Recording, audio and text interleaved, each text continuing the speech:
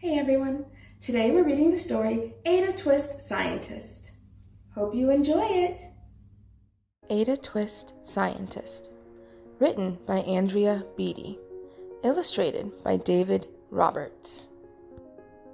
Ada Marie, said not a word till the day she turned 3.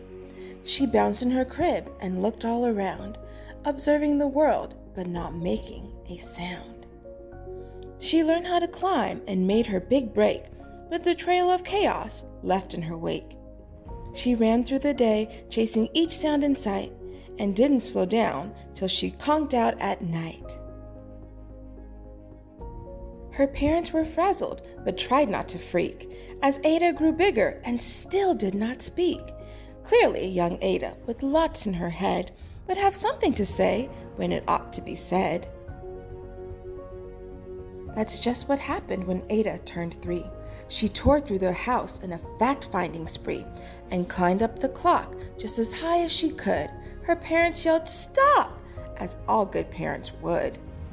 And Ada's chin quivered, but she did not cry. She took a deep breath and simply asked, "Why? Why does it tick and why does it talk? Why don't we call it a granddaughter clock? Why are there pointy things stuck to a rose? Why are there hairs up inside of your nose?" She started with why, and then what, how, and when. By bedtime she came back to why once again. She drifted to sleep as her dazed parents smiled at the curious thoughts of their curious child, who wanted to know what the world was about.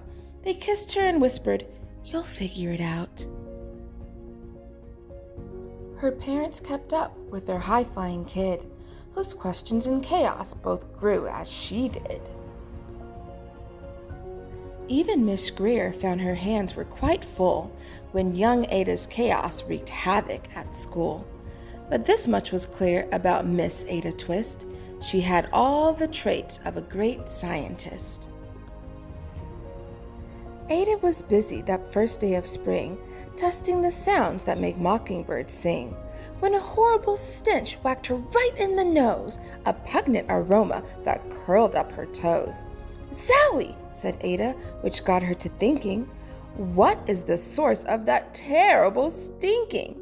How does a nose know there's something to smell? And does it still stink if there's no nose to tell? She rattled off questions and tapped on her chin. She started at the start, where she ought to begin. A mystery, a riddle, a puzzle, a quest. This was the moment that Ada loved best. Where do you think that smell might be coming from? Ada did research to learn all she could of smelling and smells, both the stinky and good. One hypothesis Ada thought could be true: the terrible stink came from Dad's cabbage stew. She tested and tested, but soon Ada knew it was time to come up with hypothesis 2. Then zowie! The stink struck again, just like that. Hypothesis 2, it's caused by the cat. The cat couldn't make such a stink on its own. It needed perfume and some fancy cologne. So young Ada tested. The test was a flop. She started again, but her parents yelled, "Stop!" Why do you think her parents told her to stop? What was Ada going to do?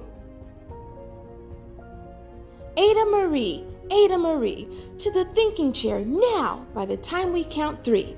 "Enough," said her mother. "That's it," said her dad. Her parents were frustrated, frazzled, and mad. "Why?" Ada questioned. Her mother said, "No."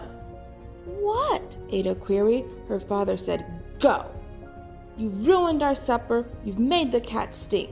Enough with your questions. Now sit there and think." She looked at her parents. Her heart turned to goo. Poor Ada Twist didn't know what to do. Why do you think Ada got in trouble? What made her parents upset? She sat all alone by herself in the hall, and Ada, once more, could say nothing at all. And so Ada sat, and she sat, and she sat. And she thought about science and Stu and the cat, and how her experiments made such a big mess. Does it have to be so? Is that part of success? Are messes a problem? And while she was thinking, what was the source of that horrible stinking? Ada Marie did what scientists do. She asked a small question, and then she asked two. And each of those led her to 3 questions more. And some of those questions resulted in 4. As Ada got thinking, she really dug in. She scribbled her questions and tapped on her chin. She started at why, and then what, how, and when. At the end of the hall, she reached why once again. Her parents calmed down, and they came back to talk. They looked at the hallway and just had to gawk. No patch of bare paint could be seen on the wall. The thinking chair now was the great thinking hall.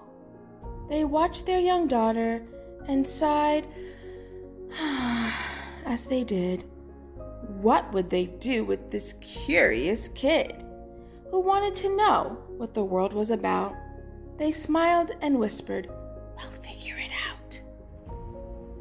And that's what they did, because that's what you do when your kid has a passion and heart that is true. They remade their world. Now they're all in the act of helping young Ada sort fiction from fact. She asked lots of questions. How could she resist? It's all in the heart of a young scientist. And as for that smell, what can Ada Twist do but learn all she can with her friends in grade 2? Will they discover the stink that curls toes? Well, that is the question.